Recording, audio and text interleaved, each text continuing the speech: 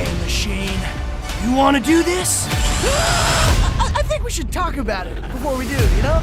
We are Screen Rant at San Diego Comic-Con 2024. I am with the cast of Tales of the Teenage Mutant Ninja Turtles. First of all, thank you guys for joining us. I'm going to have you guys go in a row and introduce yourselves so the fans out there know who we're talking to. Start up here. My name is Chris Yost. I'm the executive producer and writer of Tales. My name's Alana Ubach, and I play Bishop. My name is Alan Wan. I'm the executive producer and director of Tales. My name is Nicholas Cantu, and I play Leonardo in the show. Hi, I'm Shaman Brown Jr., and I play Mikey. What's up? I'm Mike Abbey, and I play Donatello. What's going on? My name is Brady Noon, and I play Raphael. All right, let's get into it because I watched this series and I absolutely loved it. You guys don't skip a beat on giving us what we got in Mutant Mayhem, and the animation is gorgeous in this. That hand-drawn look, just so beautiful. Chris and Alan, first question for you. Given your experience with other TMNT iterations, what lessons did you bring from those previous iterations into this show? You know, I think for me, like, the Turtles are kind of this kind of eternal thing where you've got the personalities of these four brothers that are just so crystal clear and just so fun, and they work together so well. So part of our job was just not mess it up, you know? Like, yeah. And the other thing that really helped us is we have this amazing cast that's lived in the heads of these Turtles for several years now, and bring all that magic from Mutant Mayhem into our show. Now, Micah, for you, we've seen the Turtles fight against mutants, killer robots, which is right up Donnie's alley.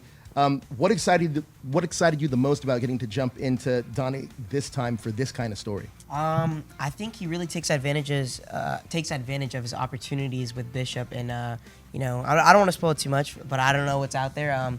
But you know, Bishop's technical advancements that she uses to kind of, you know, fight with the boys, and I think that Donnie, that's kind of like Donnie's alley that he kind of has to learn to adapt to, and, you know, kind of fight against in his way.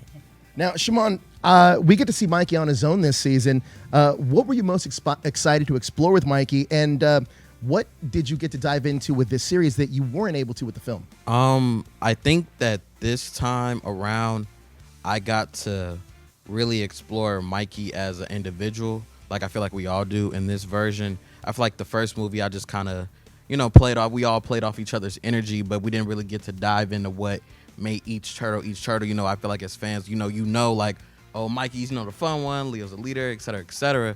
But I feel like with this one, as an actor, I really got to dive in and make Mikey special. I feel like all the previous iterations had something to make their version special.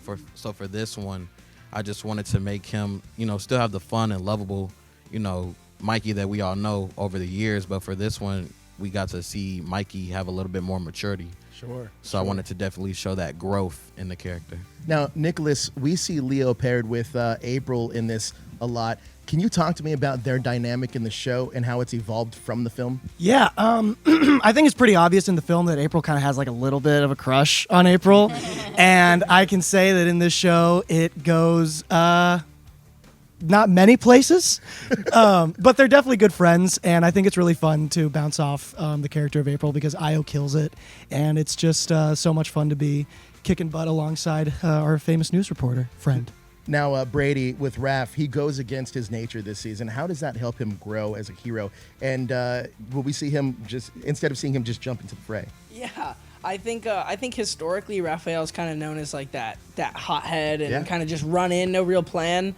I think now that he has some time away from his brothers, he's really got to try and take a little bit of each turtle and incorporate it. And, you know, you see him telling jokes to get out of situations now and talking his way through things. So, I mean, it's just a totally different side of Raph and just a more vulnerable, personable side that you don't really see rather than just, let's go, rah, just right into battle every time. So now, Elena, let's talk about Bishop for a second because this is a new character that we haven't seen in the movie. Can you talk about the process of finding Bishop's voice? Oh, my gosh. It was... I got a phone call, and I think it may have been Mama Melda that they listened to, and they thought, maybe Mama Melda without the accent. What if we can grab her? And I've been, you know, a part of the Nickelodeon family for years and years, since El Tigre. And so I was called in, and we basically found it there on the spot. So it took us about a good 6-7 minutes, you know, for me to say the lines. You want it like this, I like that. How about like this? No, it's so subtle little. Oh yeah, that's it. Keep her there. Okay, note to self, and then we just ran with it. It was so much fun. Now, in the film, you guys first tried to record separately, but that didn't quite work out, and then you guys recorded together, and now this time you guys are really on your own individual journeys.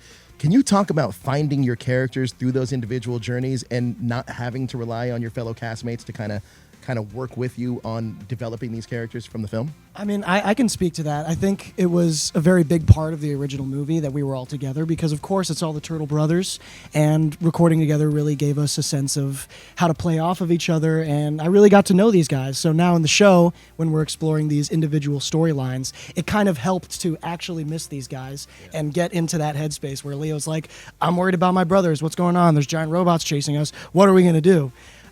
So recording alone gave me a real sense of loneliness that I put into the show. I love that you jumped in and answered that because that was such a Leo move. You know what I mean? I appreciate it. Such a Leo move. Now, Chris and Alan, what was it like to play with the Turtles' perception of each other with themselves instead of just this external third-person perspective for the viewer? I think in the shows we inserted, because the story, while they're separated, they all went through an event together. And they actually do a recount of that particular moment. And we, put their personality into those moments and highlight how they see the world. And ultimately, when we bring it back to their solo mission, it's like the reality is completely different. Incredible. Now, I want to switch gears just for 1 second here because Christopher Yost, you worked on XMen Evolution, which was absolutely incredible. It also introduced us to X-23, who's, I'm not going to get any spoilers out, but he's possibly in a particular movie, at least in a particular trailer. No idea what you're talking about. You don't. I'm sure you don't. What is it like seeing a character that you created specifically for that animated project in other mediums, like starting with the comics and now on the big screen? It's amazing. Look, at the end of the day, the luckiest guy on the planet, I get to play in all these different universes, and it's the best. We're super fortunate, and to be with these guys and the Turtles, and something I also grew up with as well. It's pretty phenomenal. But yeah, it's a trip. Question for all of you: what classic Turtle villain or ally that we haven't seen yet would you want to see on the show? I like in the 2012 animated series. I don't know if you've ever watched it, but what were they called? We had them, but they're not quite like the little brain guys, the little alien brains. The Krang. The Cranes. Yes, I would like to see Crane back, like the little brain guys. Yes. Those are the coolest. Yeah, that's a cool. Yeah. I agree. Krang? Jason Voorhees. Jason Voorhees. That would be a scary villain. Oh, it doesn't. You know who he is. We would be so scared of him. I don't know. Could we handle Jason? Michael from Michael Myers. That would be amazing. The Halloween episode. How about for you guys? Shimon, you got one? I'd probably say Tiger Claw, like 2012. I think that was the character. Tiger Claw, the mutant tiger. Super dope, yeah. Yeah, I mean, we haven't seen Shredder yet, so I would love to see Shredder. Well, we got to save that for the Hopefully when movie, I that's- feel, yeah. right? We got to save that for the movie. Who knows? Reveal You at know? the Just end of saying the movie. Pennywise from It, and I think that would be fantastic because they all live in the same sewer, right? They're all. I think you just wrote a crossover. I did. There we go. We're workshopping crossovers here. Now, speaking of crossovers, the Ninja Turtles have crossed over with many different superheroes, whether it be Batman, the Power Rangers. Who would you like to, I mean, you've put a ton out there. Who would you guys like to see the Turtles crossover outside of the Turtles universe? I'm looking around this set for inspiration. I'm Like like, a little Demon Slayer. Okay. Little Demon Slayer turtle. I think it'd be dope. Guardians of the Galaxy and the Yeah. Turtles. Oh, That'd be crazy. yeah, I'm looking God, over. that Like, would be amazing. Going to space. Well, look, you guys are absolutely amazing. Tales of the Ninja Turtles is a brilliant show. Anybody that loved Mutant Mayhem, they're going to love this show. Eat it right up. And what can I say? I mean, you guys are fantastic. Thank you so much for stopping by our screen, you. man. Thank you. Little space here. it's dope. Thank you. much. Thanks for having us. Finally, I get to fight someone I can really let loose on. This is the best day of my life. Ow.